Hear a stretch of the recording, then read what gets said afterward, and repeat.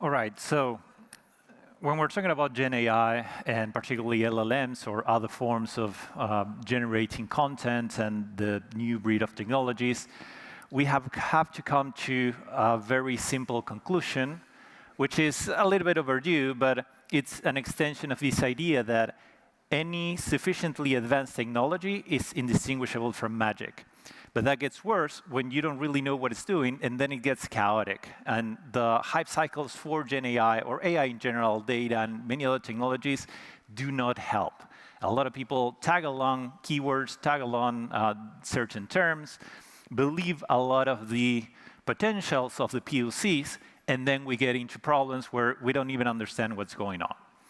Now, after saying this, and even with the presentation or the introduction that I had, now I have to prove a little bit that, well, we can do actual AI. And so the lessons are things that are going to be useful. It's not just that it's our first rodeo and we're trying to get to terms with this technology.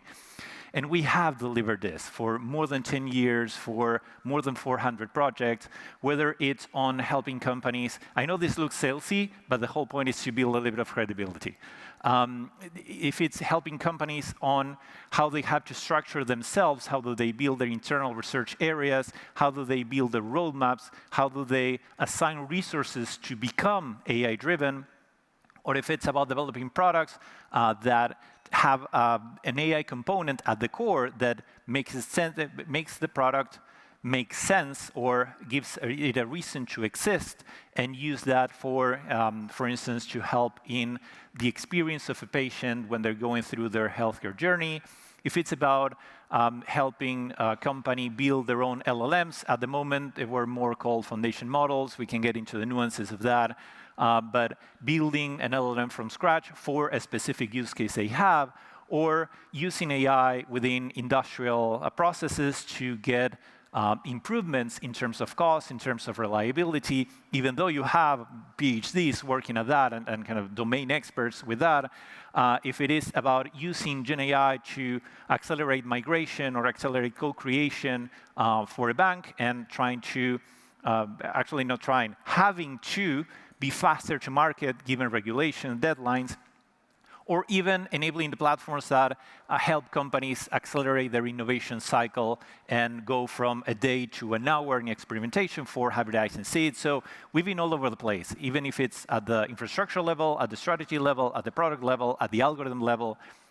And yet, any project can hit unexpected roadblocks.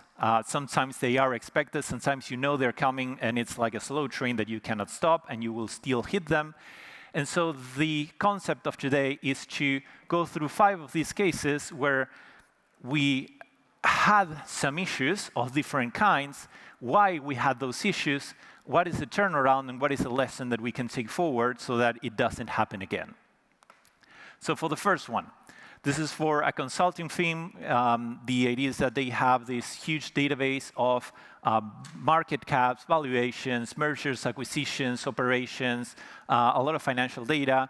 And they want to build something to help their analysts understand the markets better, understand the trades that are happening. So what is the setup? What is the project about?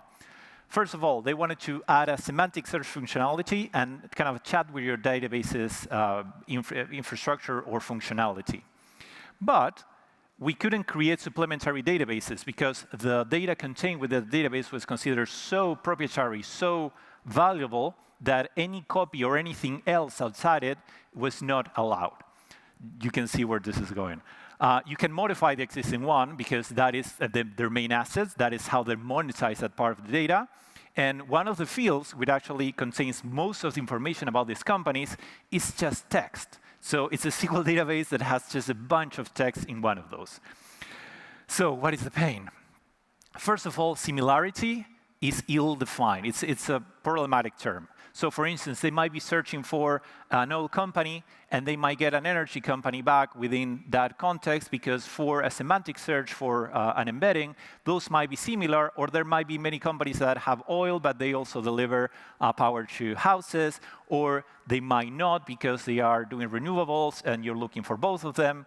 And so you get into problems that given that the whole setup was to use this vector similarity to search for the companies, you're getting stuck there. But also the company, in terms of the culture, has an extremely low tolerance on spurious retrieval. So if I'm looking for an energy company and you bring me an oil company, and in that context I don't consider it to be kind of relevant, then I'm going to complain. And I'm going to complain to you as a developer. I'm going to complain to my CEO. And the expectation also is that the responses need to be quick, because they're used to interacting with the database through a BI interface. And so any query should be resolved very quickly. And when I do the same question on different days by different people, I should get the same answers. We know that LLMs are inherently non-deterministic. We can control for a lot of that, but not for everything. And the idea of it trying to be quick with LLMs, with multiple calls to LLMs, is just a problem in itself. But the biggest thing was this idea of a low tolerance on the retrieval when they couldn't explain really what similarity is. So what is the workaround? What did we have to do to kind of save that project? First of all, one part of the development is on using this text to SQL to understand information required as analytics from the database, like on the fields that are there, on the companies, on their features, on their characteristics. What can we get from there?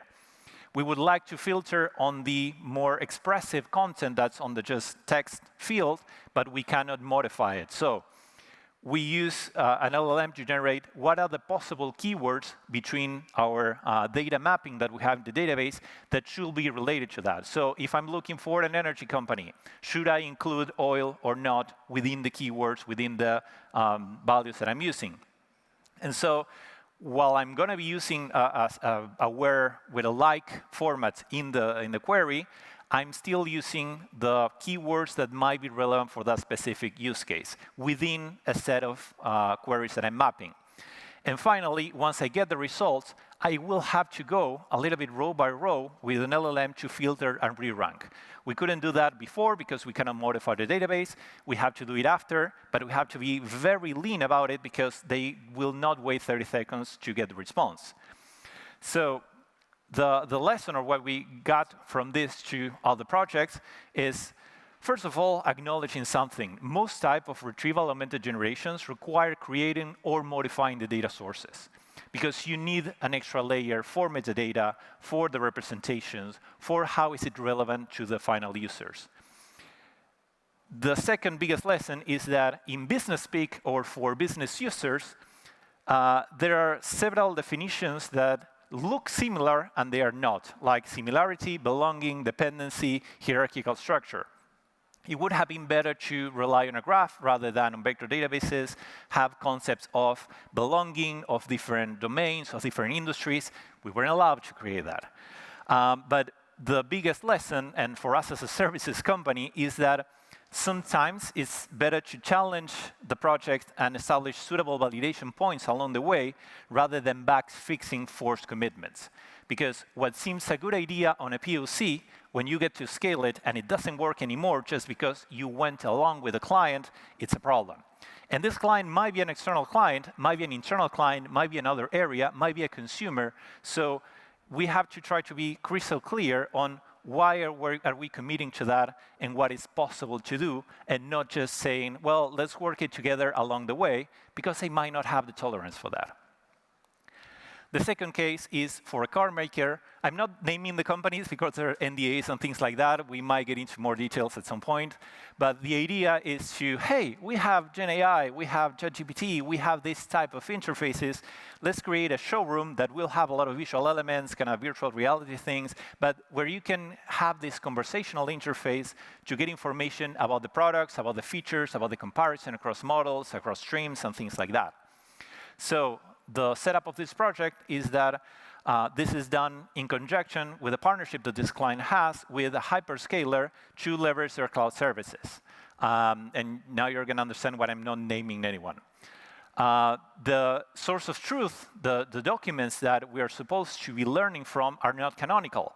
This is already a problem. That means that for different countries, the documentation is different, the description of the features is different, and there might be more than one version, and no one of those versions is the true one. And the third one is that there's several restrictions on forbidden information. For instance, you shouldn't be able to ask about the price of a car, because that's something that's a deal that depends on every region, taxes, promotions, and everything else. So this should be about understanding the product, not the price. And you don't want it to be talking about other brands or other topics. I mean, you've probably seen a lot of these custom or contact center chatbots where you just say, write a Python code to do such and such, and they just do it because it's just ChatGPT in the back end. Well, the whole point is it needed to be a brand experience. It needed to communicate the brand identity, so it couldn't talk about anything else. You ask about the weather, it should tell you, like, hey, this is not what we're supposed to be talking about. Now, what was the pain in that project? First of all, the initial available model we have access to was a legacy model. So it was not the GPT-4 and forward level or the Gemini or 1.5 or the Llama 3s. It was a little bit earlier. So it was not as steerable as we wanted it to. So when you're saying you should not be talking about this, sure. Now let's talk about the price. Then the second problem was the internal cloud services were the source of hallucinations, which drove us nuts. Because we have a file search capability. Within the file search capability, it has a summary of the content of the file, and that introduces hallucinations. Because it uses some LLM at some point to kind of render the metadata for that. And that was a problem because we purposely removed the price information for every source document, but when we searched the documents, they got a price. And so the chatbot was talking about the price. Obviously, it was our fault in the eyes of the client, but the services we had to use, given their commitment, were the ones that were sourcing this problem. The third one was the cloud provider. I mean, it is their business, but in our view, they were ill-advising the client to use those services rather than letting us kind of format however we wanted to do the retrieval, the processing, and everything else, which makes sense. They charge by consumption of their services. They want to integrate them. They want to make them pick up. They want the companies to adopt them. But for us, it was a limiting factor. And to make it all worse, we have to be compared against a non-restricted approach. So somebody picked up one document and used a ChatGPT, a custom GPT with a document and said, look, this one is responding like that. Sure, it's not even the same situation, but that was the comparison in the eyes of the customer. So we ended up acting a lot like deep testers of the whole set of APIs because we picked up all the bugs, like this hallucination on the search and everything else, before it was available or generally available for other customers. Now, what is the workaround in this case? First of all, we use LLMs on LLMs on LLMs. That means we got a search or a retrieval or whatever, we ignore the summary, we take the document, we use the LLM to create a summary where we are enforcing and using every trick in the book to avoid hallucinations, like think step by step, this is very important to me. Like every trick in the book, like every one-liner that we can use to avoid the hallucinations, we're using. And then we're using that to detect, filter, and rank which are the documents or the chunks or the sources or the parts that are relevant and in what order.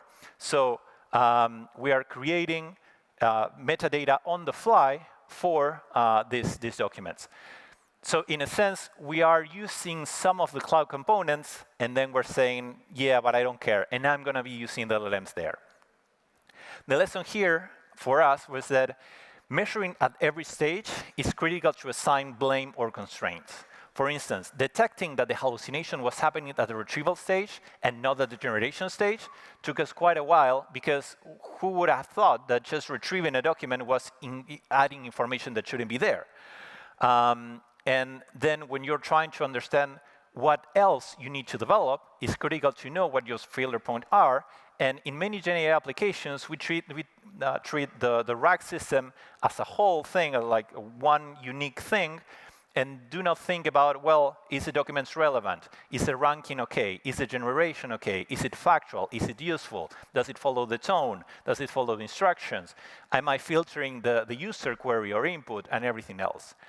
And then again, as a services company, this is not the ideal approach, but sometimes you need to antagonize a little bit with a client over non-committing to a canonical data source. For instance, one of the models of the cars was described as an SUV. But the client insisted, no, no, this is a town car. But in your document, it says SUV. But it's a town car. Well, give me correct documents. It's your problem. Well, in those situations, at some point, you need to antagonize. One of the ways of doing that, kind of maintaining the relationship, has to do with the measure. Like, I'm using your document, and the response is the same as is in your document. Not my problem. I mean, it is a problem, but it's like we need to work together to solve it. The third case, it's an information and sales assistant where we leverage success cases, reports from the industry, analyst reports, and trends that are happening to better understand projects, what's going on, what are the possibilities, what are the problems we might have had, what are the ways that we need to handle that, and typical questions. Now, this is done to improve the internal knowledge through a conversational interface. It was early 2023, so the frameworks were not as developed as they are now. Some of them still feel like a bundle of hacks, but many of them were even more nascent. And we had two types of sources, technical reports and success cases. Technical reports are more of a stream of text. They're more structured. They're easier to parse and to retrieve. The success cases are more kind of keyword-based, images all around, so it's more complicated to parse. Nowadays, visual models have improved quite a bit. Early 2023, it was a nightmare. So the pain is that parsing the text is easy, but everything else was a problem. And the format of how the success cases or past experiences are stored is not available to us. Given a query, something has to decide on which sources have to be selected, and that is non-trivial because, then again, given the queries and given the context, we might not have enough information to understand what source is relevant or not. And the effectiveness needs to be measurable. But what does it mean to be effective at helping someone understand the market?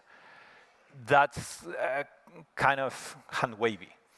So the workaround was that we needed to understand that using the typical structure of retrievers plus embeddings plus vector DB works well for some of those reports, but for most of them, or the other ones, the success cases, the past experiences, we were more leaning towards using a structured recovery with a SQL database because it was better to pre-structure the documents than trying to rely on just the vector search.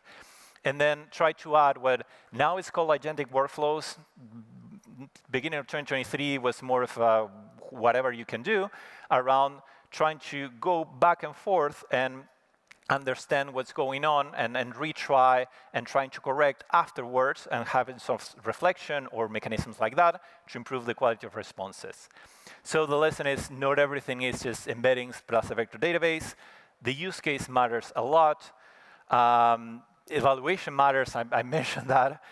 And in most of these cases, the engineering work is actually the hard part. The LLM can improve up to a point, but if you don't have a good access to the data sources and the files and the process and the use case and how you're feeding new information into the process, everything else will fail. The next case is for an international bank, which wanted to do a customized kind of Copilot. At the moment, GitHub Copilot was the only one available, and they wanted to use that but make it custom. And so we have this description from the business side about let's improve our developers' productivity. I understand that there's this fine-tuning of LLMs, and I want that. Let's build a POC, but let's use GPT 3.5 because 4 was too expensive at the time, and they didn't want to commit a lot of budget. You see where this is going. So nobody knew exactly what was a good outcome for the POC, and there was an expectation that productivity will improve, but we didn't know what we're measuring. So the client was aware of keywords like fine-tuning, but completely unaware of what they implied or what was the supposed benefit of that. And after the project had about a couple of months, they decided, oh, you know what, we need an AI expert on this. The workaround is a structure similar to what we've seen. It's about using LLMs in the middle to compensate for a lot of these processes and trying to create metadata and trying to create information to help. And the most important thing as a lesson is that the reputational risk sometimes is not worth the relation risk. So do antagonize with the client if needed. Do say no, because saying yes and then being stuck in this situation might be worse. And I think I'm out of time, so I'm going to speed up a lot. The final one It's about a GenAI accelerator platform to connect the different sources and be able to build kind of applications faster. The problem is that people are so eager to just add the latest thing that you get into a lot of rewrites, a lot of backtracking, and there's no clear roadmap. And the biggest problem is that people fall in love with benchmarks, and they're all fake. I'm going to give some flack for that, but they all can be gameable. And so do not follow the benchmarks blindly, because you will get into tight corners. And there are many other things that we have heard about. If you have any questions or comments or want to rant about your bad experiences, we'll be on our spot. And thank you very much.